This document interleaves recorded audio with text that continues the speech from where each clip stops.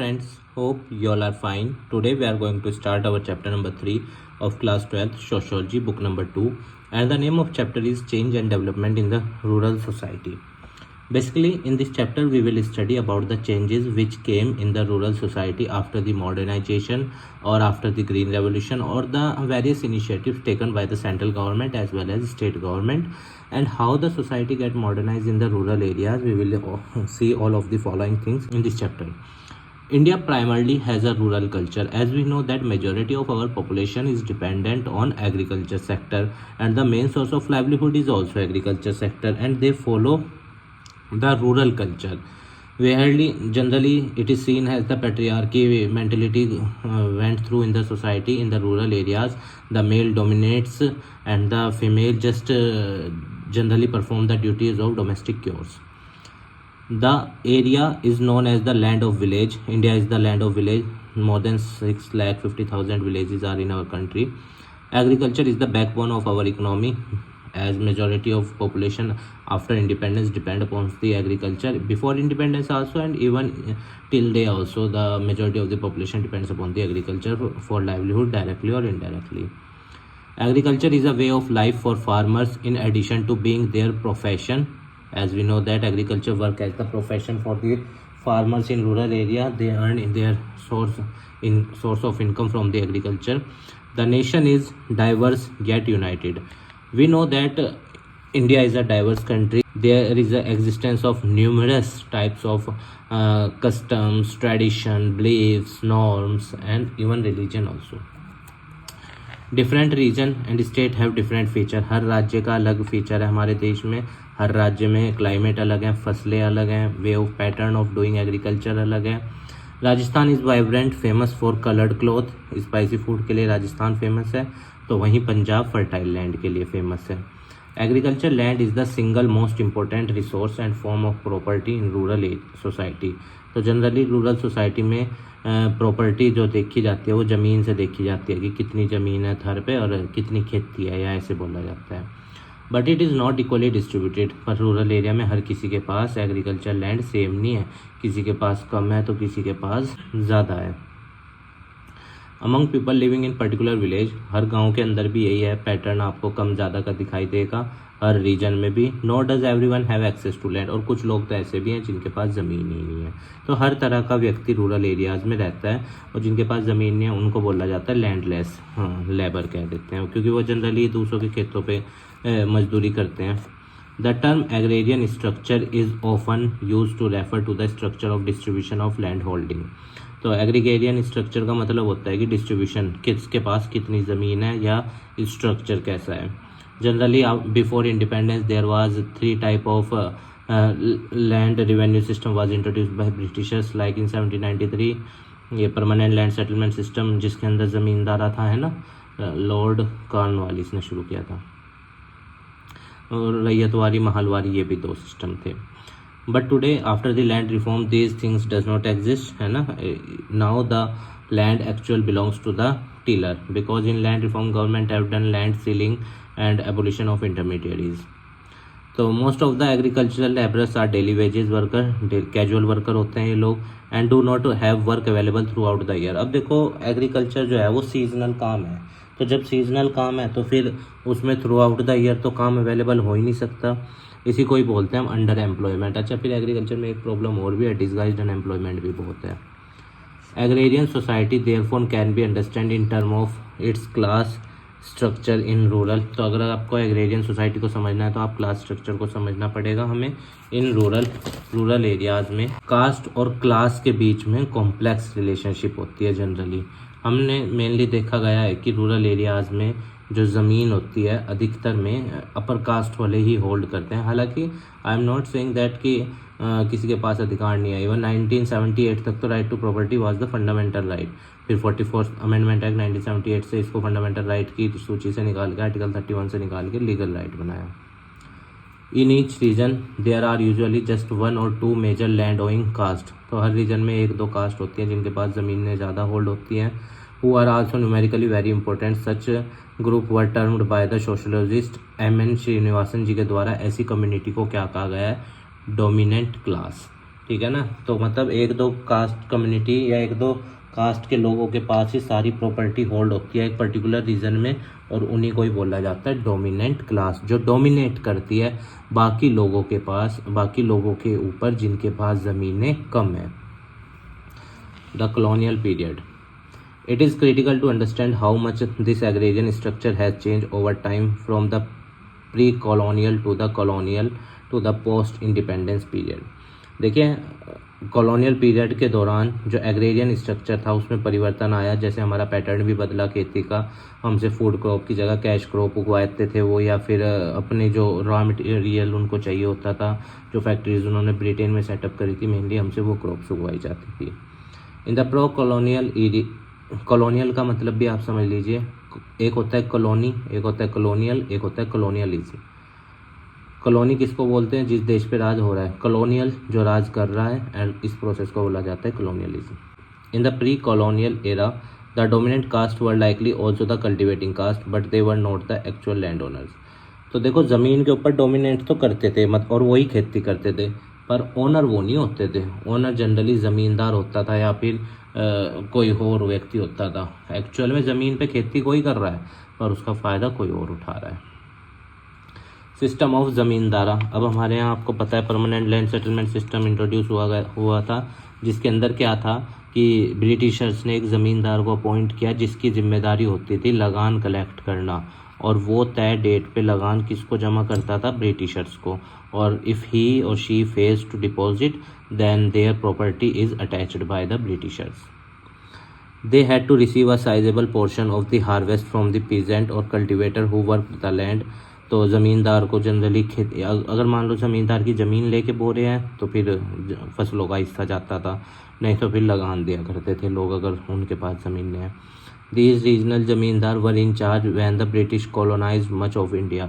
और जब ब्रिटिशर्स ने इंडिया को कॉलोनाइज किया तो अपनी कमाई बढ़ाने के लिए वो लगान के कलेक्शन के लिए उन्होंने ज़मींदार को अपॉइंट किया। द ज़मींदार had more land control under the British. ज़मींदार का मेन कंट्रोल होता था क्योंकि उसे कानूनन सपोर्ट था अंग्रेज़ों के द्वारा, है ना। The British than they did before the, ठीक है, पहले से ज़्यादा उन्हें अंग्रेज़ों की हुकूमत में ज़्यादा कंट्रोल था। The zamindar extracted as much as produce or money as they could from the cultivator. से जितना ज़्यादा हो सकते थे वो वसूलते थे, और उन पे हाई लैंड रिवेन्यू टैक्स भी लगाते थे खेती के ऊपर। जनरली प्रॉब्लम पता क्या थी? मान लो अगर ब्रिटिशर्स 5 रुपये टैक्स लगा रहे हैं तो ये ज़मींदार उसको 20 कर देते थे। पिस्ता कौन था? वो बेचारा टीनेंट जिसने सारी मेहनत करी और जिसके हाथ कुछ नहीं लगा, ये मेन प्रॉब्लम थी। During a large portion of the British era agricultural production stagnated.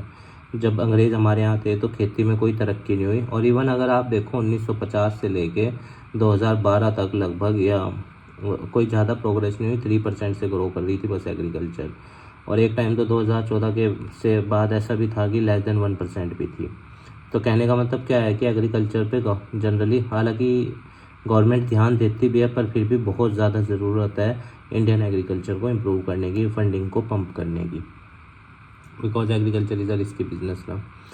Problem दूसरी ये भी है कि देखो हमारे यहाँ स्टोरेज फैसिलिटी कम है, जिसके चलते क्या होता है, किसान अपनी फसलों को बेचने बाज़ार में जाता है, सप्लाई बढ़ जाती है, फिर वहाँ लॉ और डिमांड वाला कंसेप्ट आ जाता है कि जैसे ही सप्लाई बढ़ेगी डिमांड कम होगी, प्राइस गिर जाएगा, और फिर किसान को सही रेट नहीं मिल पाते उसकी फसल के, ठीक है।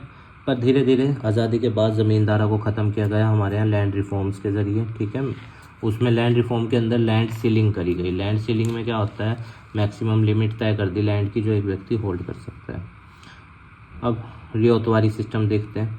इन the colonial India the zamindari system was use to run many district.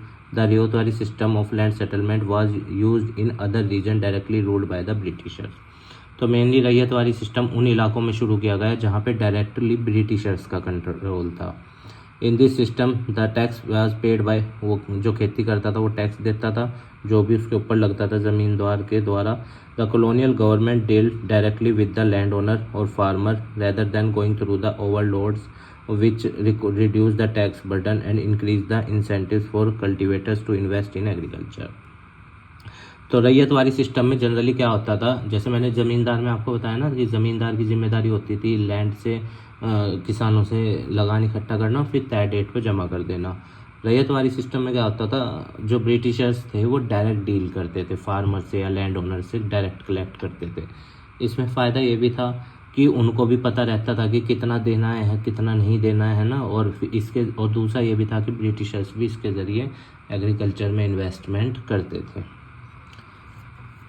These areas consequently experienced a relative increase in productivity and prosperity। और जिन इलाकों में रैयतवाड़ी सिस्टम था, मतलब डायरेक्ट ब्रिटिशर्स जहाँ पे डील करते थे, उन इलाकों में संपन्नता भी आई और उन इलाकों ने तरक्की भी करी। Post independence. Following India's independence, Nehru and his policy advisor began a plan development programme. Plan development programme मतलब प्लानिंग कमीशन बनाया ना आज़ादी के बाद 1950 में, और फिर 1951 में पहला 5 ईयर प्लान जो संपूर्णतः एग्रीकल्चर को था, हैरो डोमर मॉडल। फिर 1952 में नेशनल डेवलपमेंट काउंसिल है ना, या फिर अपना 1956 में सेकंड 5 ईयर प्लान या सेकंड इंडस्ट्रियल पॉलिसी। और जो नेहरू जी थे वो मेनली सोशलिस्ट मॉडल चाहते थे, बट इंडिया के अंदर मेनली अपनाया कौन सा गया, socialist plus capitalism mixed economic model अपनाया गया डेवलपमेंट के लिए। Policy advisor began a plan development programme that prioritised industrialisation and agrarian reform. पहला इंडस्ट्रियल प्लान, पहला 5 ईयर प्लान एग्रीगेरियन पे, एग्रीकल्चर को डेडिकेटेड था, दूसरा इंडस्ट्रीज को। The poor stage of India's agriculture at the time promoted the policy makes to act, low productivity, reliance in imported food grains and the extreme poverty of sizeable portion of the rural population were all characteristic of the period. अब Britishers के दौरान, जब Britishers हमारे यहाँ थे, हमारा agriculture बहुत ज़्यादा पुअर था, बहुत ही ज़्यादा, मतलब पुअर कंडीशंस थी पहली चीज़। दूसरी चीज़ क्या था कि जितना भी अधिकतर प्रोड्यूस होता था जनरली वो क्या करते थे कि सारा किसके द्वारा कंट्रोल किया जाता था, ब्रिटिशर्स के द्वारा, और सारा बेनिफिट भी कौन उठा लेते थे, ब्रिटिशर्स उठा लेते थे। मेनली प्रॉब्लम यही आती है कि देखो मेहनत कौन कर रहा है और कहाँ कौन रहा है, तो there is a concern, there should be a concern कि कम से कम चलो उनसे ले रहे हैं तो एटलीस्ट उनके ऊपर खर्च तो करें। The land reform.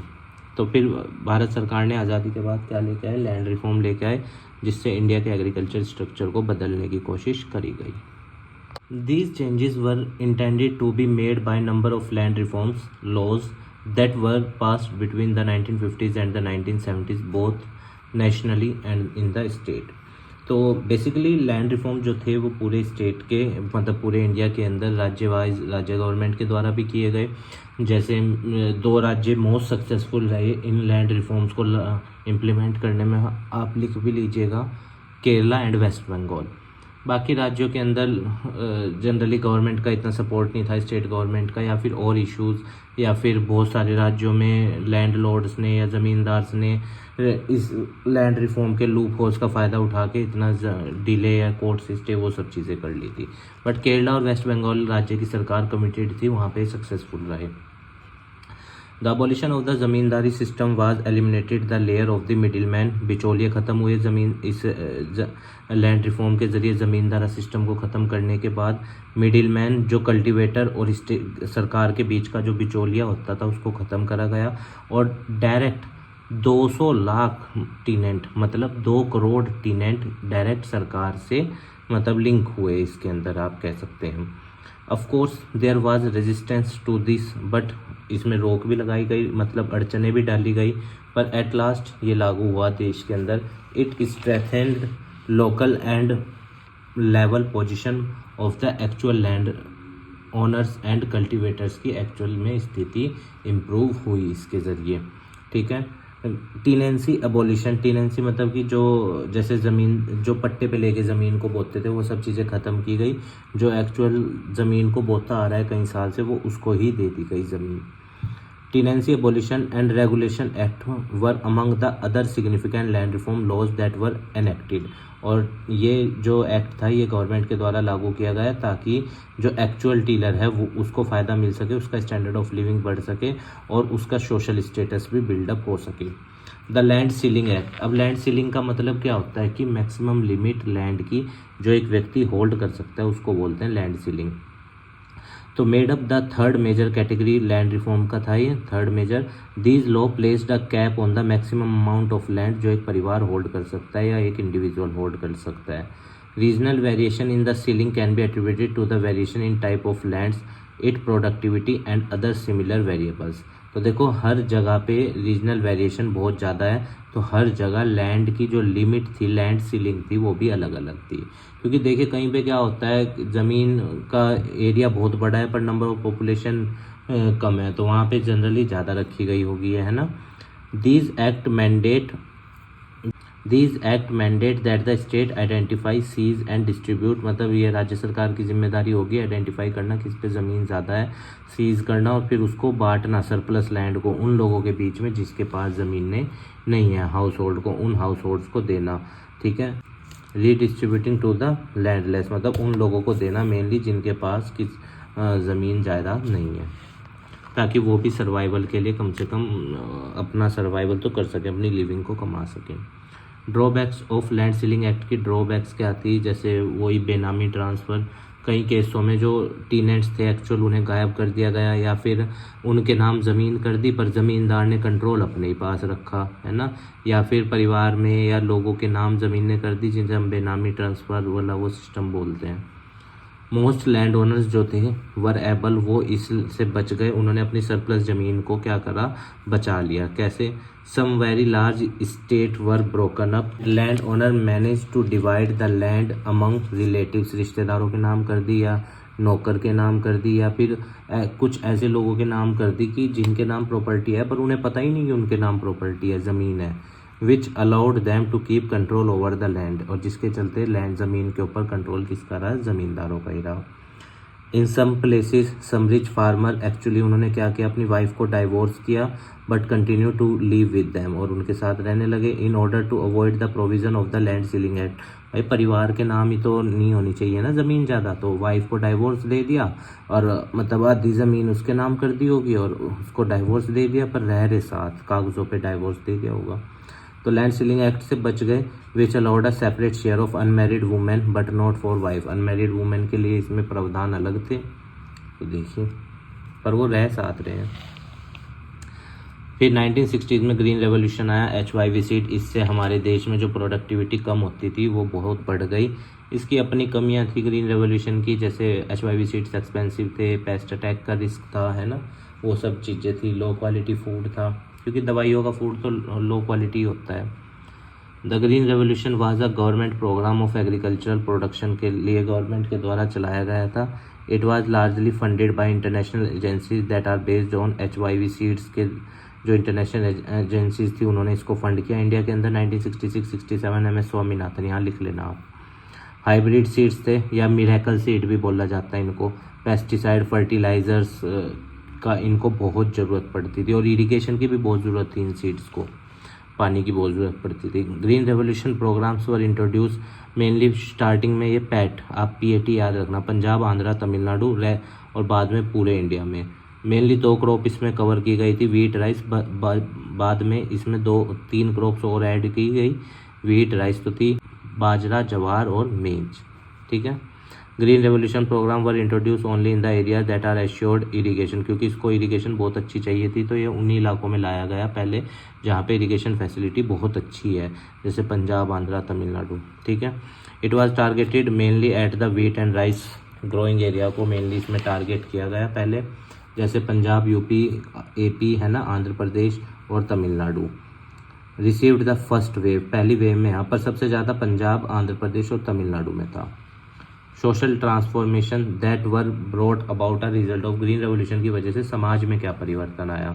Agriculture productivity बहुत बढ़ गई क्योंकि नई टेक्नोलॉजी थी। इंडिया अब सेल्फ सफिशिएंट था। पहले पता हम मेजॉरिटी ऑफ फूड क्रॉप्स जो थे हमारे वो इंपोर्ट करते थे अमेरिका से, पर इसके आने के बाद हमारे यहाँ मार्केटेबल सरप्लस का कंसेप्ट चला। मार्केटेबल सरप्लस क्या होता है, देखो सब्सिस्टेंस खेती में किसान अपने लिए उगाता है, पर मार्केटेबल सरप्लस में क्या होता है, अपने उगाने का रखने के बाद जो बचता है उसको बाजार में बेच देते हैं। इसका एक फ़ायदा और हुआ, जो इन्फ्लेशन रेट चल रहा था वो कंट्रोल हुआ और प्राइसेस जो थे वो कंट्रोल में आए, ठीक है। इंडिया सेल्फ सफिशिएंट बना फूड ग्रेन के प्रोडक्शन में। In agriculture productivity specially Punjab, Haryana, ETC यहाँ पे मेजर अचीवमेंट हुआ, ठीक है, क्योंकि ये राज्य बहुत ही ज़्यादा क्या है, फर्टाइल ज़मीन वाले हैं और इरीगेशन फैसिलिटी अच्छी है यहाँ पे। नेगेटिव कॉन्सिक्वेंसेस क्या थे ग्रीन रेवोल्यूशन उनके, टीनेंसी कल्टीवेटर्स को डिस्प्लेसमेंट करना पड़ा, ठीक है ना। ओनली द मीडियम और लार्ज किसान जो थे वो इसका फ़ायदा उठा पाए क्योंकि बहुत एक्सपेंसिव थे। टीनेंसी कल्टीवेटर्स को डिस्प्लेस कर दिया गया, सर्विस कास्ट ग्रुप को भी डिस्प्लेस कर दिया गया इसके ज़रिए। वो क्योंकि अब ज़रूरत ही नहीं थी इनकी, भाई सारा काम मशीनों से करना है तो फिर इन लोगों की ज़रूरत क्या है, क्योंकि ग्रीन रेवोल्यूशन में तो सारा काम ट्रैक्टर्स या उन सब चीज़ों से होना था। तो जो लेबर थी या जो लेबर इंटेंसिव चीज़ें यूज़ होती थी वो सब खत्म हो गई। Worsening of economic condition, agriculture worker की कंडीशन बहुत पुअर हो गई क्योंकि आप जानते हो सारा काम मशीनों से होने लगा। Due to rising price and shifting in the mode of payment, और अब मोड ऑफ पेमेंट भी क्या होने वाला था, बदलने वाला था। वो था पहला फेज़ ग्रीन रिवॉल्यूशन का। अब सेकंड फेज़ में कमर्शियलाइजेशन किया गया, मार्केट ओरिएंटेड कल्टीवेशन की गई, वो फसलें उगाई गई जिसकी बाज़ार में बहुत ज़रूरत है, और लाइवलीहुड इनसिक्योर था इसके अंदर, ठीक है ना, ये ग्रीन रेवोल्यूशन के अंदर। क्यों? क्योंकि इन फसलों को ना पेस्ट, कीड़ा बहुत जल्दी लगता था। अब कीड़े से बचाने के लिए क्या करना पड़ेगा, पेस्टिसाइड और फर्टिलाइज़र डालना पड़ेगा, और वो भी एक्सपेंसिव है। Worsening of regional inequalities giving rise to intercaste violence, मतलब कि ये सब चीज़ें बहुत बढ़ गई। Traditional system of cultivation practice वो ख़त्म हो गई क्योंकि मॉडर्न टेक्निक्स थी ग्रीन रेवोल्यूशन के अंदर। एनवायरनमेंट को बहुत नुकसान पहुंचा क्योंकि देखो जब आप खेत में फर्टिलाइज़र और पेस्टिसाइड डाल लोगे तो एनवायरनमेंट को तो नुकसान पहुंचेगा ही, जाहिर सी बात है। मिट्टी भी ख़राब होती चली जाएगी, और फिर जो ग्राउंड वाटर लेवल ज़मीन से निकाल के जब हम खेतों में डाल लेंगे तो जो उसमें दवाइयाँ मिली हुई वो पानी ज़मीन के अंदर जाएगा, और ज़मीन के अंदर जो साफ़ पानी है उसे भी प्रदूषित करेगा। This was because input were expensive, और इनपुट्स भी बहुत एक्सपेंसिव थे इसके। सब्सिस्टेंस एग्रीकल्चर, ये क्या होता है, जिसके अंदर खेती किस लिए की जाती है, अपने सेल्फ कंजप्शन के लिए, मार्केट में बेचने के लिए नहीं, इसको बोलते हैं सब्सिस्टेंस खेती। Difference between peasant and farmers के बीच में फ़र्क क्या होता है, देखो पीजेंट्स जो होते हैं वो क्या करते हैं, सिर्फ अपने लिए उगाते हैं, ठीक है ना, और बाज़ार में बेचने के लिए नहीं उगा पाते, वो इतने काबिल नहीं होते। तो जो agriculturist who primarily produce for them self and are unable to produce for market are peasants, ठीक है, जो बाज़ार के लिए ना उगा पाएँ, बाज़ार में बेचने के लिए उनको पीजेंट्स बोलते हैं। पर फार्मर क्या करता है, वो अपने लिए भी उगाता है और अपना उगाने का रखने के बाद जो बचता है उसको बाज़ार में बेच देता है। इसी कंसेप्ट को मार्केटेबल सरप्लस भी कहते हैं। अब रूरल सोसाइटी जो थी वो ट्रांसफॉर्म हो रही थी धीरे धीरे। एग्रीकल्चर जो लेबर का यूज़ था वो आज़ादी के बाद तो बढ़ा ग्रीन रेवोल्यूशन तक, फिर उसके बाद धीरे धीरे मैकेनाइज्ड होने की वजह से घटा। पहले वो चलता था हमारे यहाँ बार्टर सिस्टम, है ना, सर्विसेज के बदले फूड ग्रेन्स दे देते थे, पर अब हम कैश इकोनॉमी में शिफ्ट हो रहे थे।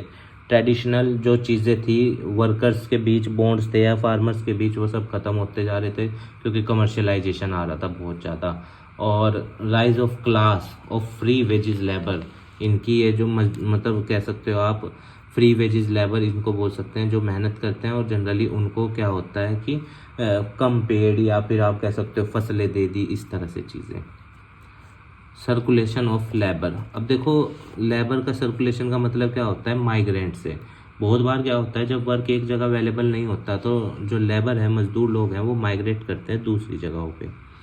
The commercialisation of agriculture lead to the growth of migrant agricultural labourer, बढ़ गए जो जिनके इलाकों में खेती नहीं होती है, रोजगार के साधन नहीं है, वो दूसरी जगह जाके प्रोस्पेरस एरिया में जाके क्या करते हैं, खेती करते हैं दूसरों के लिए। मैन माइग्रेटेड पीरियडिकली, जो पुरुष लोग होते थे वो माइग्रेट करते रहते थे बेटर वेजेस के लिए। वुमेन्स और children were often left behind, और वुमेन्स और चिल्ड्रन जो थी वो घर पे रहा करती थी अधिकतर गाँव में। माइग्रेंट वर मोर इजीली एक्सप्लॉइटेड, इनका एक्सप्लॉइटेशन बहुत ज़्यादा होता था, ठीक है ना, वेल्दी फार्मर्स के द्वारा, क्योंकि अब ये लोग बेचारे मजबूरी में दूसरे राज्यों से आए हुए होते हैं जहाँ कुछ नहीं होता, तो फिर इनको बहुत ही कम दिहाड़ी दी जाती है, minimum wages. These migrant worker were termed as footloose labour, इनको फुटलूज लेबर कहा जाता है क्योंकि भटकते रहते हैं इधर से उधर काम की तलाश में। जैन ब्रेमन ने इनको फुटलूज लेबर कहा है। These labourers got employment only during a part of year, seasonal होते हैं, सीज़न है तो इनको बुला लिया जाता है काम के लिए, और सीज़न होते ही मतलब फसलों की बुआई हुई या कटाई हुई तो ये इनको काम मिल जाता है, नहीं तो फिर ये दूसरी जगह चले जाते हैं काम के लिए। As a migrant labourer are not local, ये लोकल लोग होते नहीं, पुअर रीजन से आए हुए लोग होते हैं, इसीलिए they were in a weak position relative to employer, इसीलिए एम्प्लॉयर इनका बहुत ज़्यादा फ़ायदा उठाता है, ठीक है। वुमेन आर आल्सो इमर्जिंग, आजकल तो महिलाएं भी माइग्रेंट कर रही है एग्रीकल्चरल लेबरर या कंस्ट्रक्शन साइट पे काम करने के लिए। Leading to feminisation of agriculture labour force, मतलब कि अब एग्रीकल्चर लेबर फोर्स में मेल के साथ साथ वुमेन भी बढ़ चढ़ के पार्टिसिपेट कर रही है, मतलब माइग्रेट करती है। देखो वुमेन और मैन वाला तो कंसेप्ट आज के दौर में है ही नहीं है, तो मेहनत करना और कमाना और खाने वाली बात है। ये न्यू इकोनॉमिक पॉलिसी की बात है। Globalisation liberalisation new economic policy 1991 doctor Manmohan Singh ji लेके आए थे। क्यों? क्योंकि हमारे यहाँ इंडिया के ऊपर $7 बिलियन का कर्जा हो गया था और IMF वर्ल्ड बैंक की कंडीशंस के हिसाब से हमें अपने देश को ओपन इकोनॉमी या वो सब चीज़ें करनी थी। The policy of liberalisation that entails participation in the WTO aims to bring about free international trading system। तो WTO वर्ल्ड ट्रेड ऑर्गेनाइजेशन 1948 याद रखना 23 कंट्रीज़ के साथ बनी थी। गैट था इसका पुराना नाम, general agreement on tariff and trade. फिर 1995 में इसका नाम बदल के WTO किया गया और 163 के आसपास इसकी कंट्रीज आज के दौर में इसकी मेंबर्स हैं, याद रखना। जिनेवा में है शायद इसका headquarter. Aims to bring about free international trading system. WTO का मेन ये है कि एक ऐसा इंटरनेशनल ट्रेडिंग सिस्टम स्थापित करना जिसमें डेवलप्ड और डेवलपिंग कंट्रीज दोनों फ़ायदा उठाएं। Many farmers in region of Karnataka and Punjab enter into the contract with two multinational companies such as PepsiCo to grow certain crops. और बहुत सारी जो कर्नाटका और जो पंजाब के फार्मर्स थे उन्होंने मल्टीनेशनल कंपनीज के साथ कॉन्ट्रैक्ट किया उनके लिए फूड या वो सब मतलब कि क्रॉप्स उगाने के लिए। The companies identify the crops to be grown. Companies तय करती थी कौन सी फसलें उगाई जाएंगी, सीड और इनपुट कंपनी देती थी, है ना। They know how and the working capital is also provided. और उनको मतलब कि पैसा भी यही प्रोवाइड करते थे। कंपनी गारंटी करती थी कि आप फसलें उगाओ हम आपसे खरीदेंगे। जैसे पोल्ट्री वाला सिस्टम है कि कंपनियां वो चूज़े देती हैं और फिर पोल्ट्री फार्म जो किसान खोलता है अपने खेत में बनाता है, फिर वो जब तैयार हो जाता है तो फिर कंपनी उसको ले जाती है और उसको मुनाफा दे देती है। नेगेटिव इम्पैक्ट क्या है ग्लोबलाइजेशन के? अच्छा एक चीज़ याद रखना, जब ये 1991 में आई थी ना, उसके बाद से लगातार एग्रीकल्चर आउटपुट घटा है हमारे देश में लगातार, क्योंकि इस पॉलिसी के अंदर पूरा इंडस्ट्रियलाइजेशन और सर्विस सेक्टर पे ध्यान था। एग्रीकल्चर सेक्टर लैग बिहाइंड कर गया। It leads to greater financial insecurities as the farmer become dependent on the company for their livelihood. Farmer किस पे डिपेंड हो गए? कंपनीज पे डिपेंड हो गए अपनी रोजी रोटी के लिए। Farming of export oriented products such as flowers and गेरिंग्स means that land is diverted from food grains production. मतलब कैश क्रॉप पे इसको वो किया जाता था। जब देखो आप देखिए कोई भी किसान या अगर आप बड़ी कंपनियों से या कॉरपोरेशन से जुड़ रहे हैं तो ये तो जाहिर सी बात है वो आपसे फूड क्रॉप्स की जगह जाहिर सी बात है कमर्शियल क्रॉप्स ही उगाएगी, रॉ मटेरियल या और ऐसी चीज़ें जिससे वो फिनिश गुड तैयार करके बेच सकें। It disengage people from production process से लोग बाहर हो गए इससे। Indigenous knowledge of agriculture become irrelevant. और जो खेती की नॉलेज होती थी फूड क्रॉप्स से रिलेटेड वो अब किसी काम की नहीं थी, क्योंकि कंपनीज खुद ही बताती थी सारा कुछ कैसे खेती करनी है, कब क्या करना है, इनपुट्स भी कंपनियां दे रही हैं। Production of allied items require high doses of fertiliser and pesticide. अब जो कंपनी तो देखो कमर्शियल क्रॉप में तो फर्टिलाइजर और ये पेस्टिसाइड तो बहुत डलता ही है, जो कि इकोलॉजिकली और सस्टेनेबल वे में अच्छे नहीं है। The agricultural extension agent have been replaced by the agent of fertiliser and pesticide. Companies ने इनको रिप्लेस कर दिया फर्टिलाइजर और पेस्टिसाइड कंपनी के एजेंट से, ठीक है ना। Who make the farmer dependent. और फार्मर पूरी तरह आज के दौर में किस पे डिपेंड है? एक्सपेंसिव फर्टिलाइजर और पेस्टिसाइड्स पे। दस reducing project and increasing depth. जिसके जरिए क्या हो रहा है, जिसकी वजह से किसान की लागत बढ़ती जा रही है और वो कर्ज़ों में या इकोलॉजिकल एनवायरमेंटल क्राइसिस में या ज़मीन का ख़राब होना, मिट्टी किसी काम की नहीं रहनी, उस सब चीज़ों में फंस रहा है, जिसके परिणाम स्वरूप इंडिया में बहुत सारे किसानों को सुसाइड भी करना पड़ जाता है, क्योंकि डेब्ट ट्रैप वाली सिचुएशन हो जाती है। Many farmer who committed suicide were marginal farmer. वो छोटे किसान होते हैं जो क्रॉप लॉस की वजह से, फसलों के सही रेट ना या बारिश ना हुई, सूखा पड़ गया, इन सब समस्याओं से परेशान होकर मृत्यु मतलब कि सुसाइड कर लेते हैं। देखिए हालांकि निर्णय तो देखिए गलत ही होता है, पर ये भी सोचिए एक बार को कि उस इंसान के पास जिसकी पूरी होप उसकी फसलें थी या उसके सारे एक्सपेंडिचर उस पर बेयर हैं वो अब बेचारा क्या करे जब सब कुछ ही बर्बाद हो जाए। अच्छा, प्रॉब्लम एक और भी है कि किसान इतनी मेहनत से सब कुछ करता है, पर हमारे यहाँ पुअर स्टोरेज फैसिलिटीज़ या चैनलाइज मार्केट सिस्टम ना होने की वजह से उसको फसल को उसके सही रेट मिल नहीं पाते। क्योंकि जब फसलें कटती है बाज़ार में, स्टोरेज फैसिलिटीज़ ना होने की वजह से सप्लाई एकदम ज़्यादा हो जाती है, प्राइस गिर जाते हैं। लैक ऑफ एडुकेट, फिर थ्रू आउट द ईयर जब शॉर्टेज रहती है तब उस टाइम वो सप्लाई बढ़नी चाहिए, तब होती ही नहीं क्योंकि वो तो उसी टाइम हो चुकी थी। ऐसे में फिर जो ट्रेडर्स होते हैं वो स्टॉक लगा के अच्छा प्रॉफिट कमाते हैं। Lack of adequate support of market price unable to bear the debt burden और सस्टेन, तो जब मार्केट सपोर्ट नहीं होता या गवर्नमेंट का सपोर्ट इतना नहीं हो पाता तो जिसके चलते वो डेप बर्डन में फंस जाते हैं और फिर अपने परिवार की जीविका चलाने के लिए उनके पास नहीं होता पर्याप्त धन में, और वो मैरिजेस, घर के दहेज, एजुकेशन, बच्चों की मेडिकल फैसिलिटीज़, उन सब पे पैसा ना खर्च कर पाने के लिए काबिल नहीं होते, जिसके चलते फिर वो अंत में ये निर्णय ले लेते हैं। ठीक है, तो हालांकि गलत है देखिए जो भी है, पर अब इस पर क्या ही कहें। खैर, ये था हमारा चैप्टर जिसके अंदर हमने पढ़ा कि रूरल सोसाइटी कैसे बदल रही है। ठीक है, उम्मीद है आपको चैप्टर समझ में आया होगा। हमारे काम को सपोर्ट करने के लिए वीडियो को लाइक कीजिएगा, अपने दोस्तों के साथ शेयर कीजिएगा और हमारे चैनल को भी सब्सक्राइब कर दीजिएगा। आप स्वस्थ रहिए, खूब लाइफ में आगे बढ़िए, यही हमारी मनोकामना है। इस देश को अच्छा बनाइए, इस समाज को अच्छा बनाइए, अपना अस्तित्व इस समाज में स्थापित कीजिए। एक बात याद रखिएगा स्टूडेंट्स, मेहनत का कोई विकल्प नहीं है। मेहनत का बस एक विकल्प हो सकता है कि उससे ज़्यादा मेहनत करना जो आप प्रीवियसली कर रहे थे। स्वस्थ रहिएगा स्टूडेंट्स, धन्यवाद।